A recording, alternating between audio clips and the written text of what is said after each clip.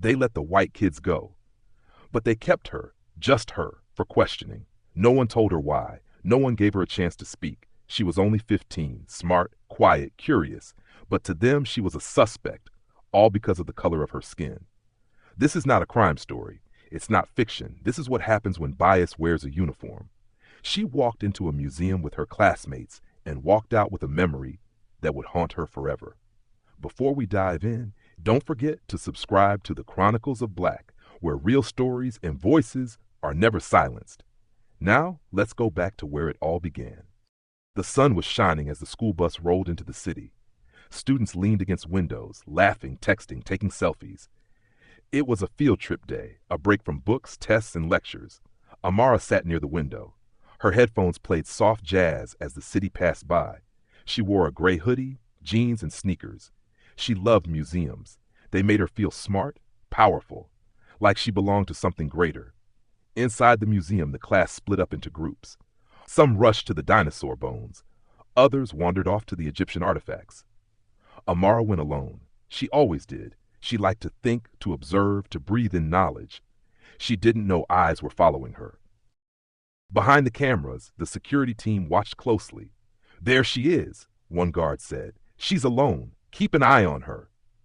The cameras zoomed in on Amara as she walked slowly through the exhibit. She was calm, focused, curious, but the guards didn't notice the four white kids nearby, laughing loudly, pretending to touch the ancient statues, ignoring the museum's rules. One of the white boys leaned in too close to a sculpture. His friend laughed and dared him to touch it. He reached out but quickly pulled back, grinning. The alarm didn't go off then. It went off seconds later, right after Amara walked past the same statue. A loud, shrill sound filled the room. Students jumped, guards rushed in, and just like that, everything changed. "You stop right there." Amara turned, confused. "Me?" she asked. "Yes, you," the guard said firmly. "Come with us." She froze. Her heart began to race. She hadn't done anything wrong. Students looked around, whispering. Some stared. Others looked away. The guard reached for her arm, not rough, but not gentle either. Amara flinched. "What did I do?" "We need to ask you some questions," he said. "Just follow us." Her teacher noticed what was happening and stepped forward. "Wait, why are you taking her? She didn't touch anything." Another guard replied, "She fits the description. We saw her near the sculpture." "But there were others too," the teacher insisted. "You're making a mistake." The guards didn't care. They led Amara through a side door. The hallway was quiet, and behind her the four white students walked away freely, laughing. The room they brought her to was cold and gray. There was a metal table, two plastic chairs, and a camera blinking in the corner. Amara sat down, her hands folded tightly in her lap. She didn't know what to say. A female guard walked in holding a tablet. She placed it on the table and sat across from Amara. "We saw you near the sculpture when the alarm went off," the guard said. "I didn't touch it," Amara replied, her voice shaking. "I was just reading the sign. That's all." The guard nodded slowly but kept her eyes fixed on her. "Were you with anyone?" "No. I was by myself. But other students were there too, Jake and his friends." The guard ignored the names. "You understand this is a serious matter, right?" Amara didn't understand. She hadn't done anything wrong. But the more she tried to explain, the more it felt like no one wanted to listen. Outside the room, her teachers were growing frustrated. One of them, Mr. Daniels, had seen the whole thing. "I told you she wasn't alone," he said to the head of security.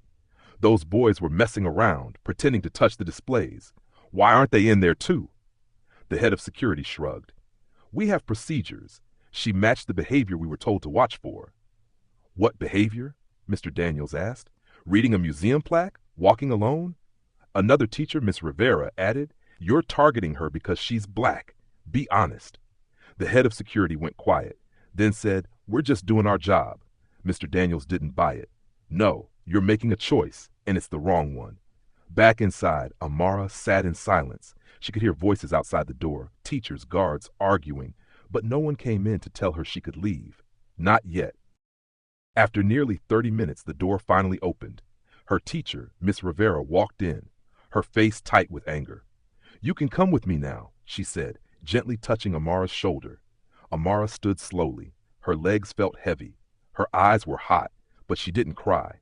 No apology came from the guards. No one said, "We were wrong." No one said, "We're sorry." She walked out of that room with her head held high, but something inside her had changed. Her classmates were already on the bus, laughing, eating snacks. The white kids who had been near the sculpture didn't even look at her. To them, it was like nothing had happened. But something had happened. Something real. Something unfair. Something that would stay with Amara long after the field trip was over. Because when you're black, even a museum, a place of learning and wonder, can become a place of fear and judgment. She didn't break anything. She didn't break the rules, but they still broke her trust. And that's what racism does. It doesn't always shout. Sometimes it whispers through uniforms, policies, and quiet rooms. They let the white kids go, but they kept her for no reason. And no one was ever held accountable. Subscribe to the Chronicles of Black for more real, powerful stories that need to be heard. Let's speak the truth. The next day at school, everything felt different. Amara walked through the hallways quietly. Some classmates looked at her with pity. Others avoided eye contact. No one really knew what to say. Jake and his friends were back to their usual jokes, acting like nothing ever happened. They hadn't been questioned. They hadn't been embarrassed. They hadn't been locked in a room and treated like a criminal. At lunch, Amara sat alone. Her appetite was gone. She kept thinking about how easily they had chosen her, how quickly they decided she was guilty, not because of what she did, but because of who she was. Her teachers tried to comfort her. "We're so sorry," Miss Rivera said softly. "This never should have happened to you." But sorry didn't erase the memory. It didn't change the fact that no one stood up for her when it mattered most. Not the guards, not the museum, not even her classmates. That evening, Amara sat with her parents at the dinner table. She told them everything, from the moment the alarm rang, to the cold room, to the silence on the bus ride home.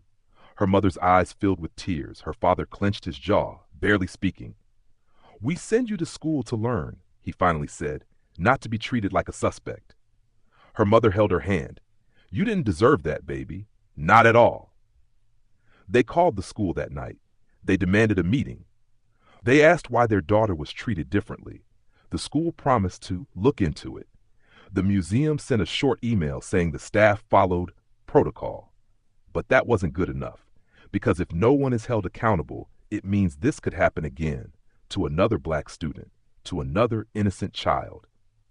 And maybe next time, the story won't end with just questioning. The school finally called a meeting. Parents packed the auditorium. Teachers sat in silence.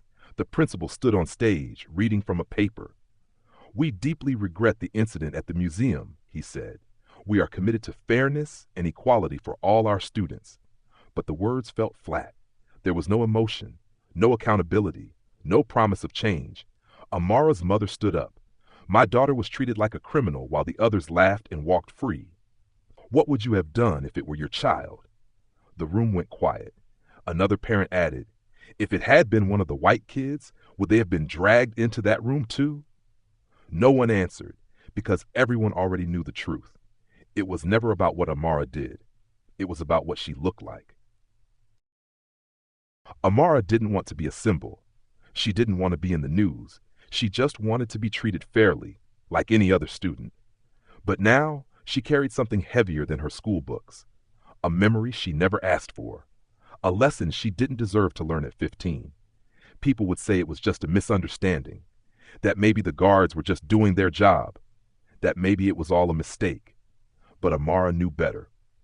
Because when you're the only one pulled aside, when you're the only one questioned, when you're the only one made to feel like a threat, you realize it's not just a mistake, it's a message.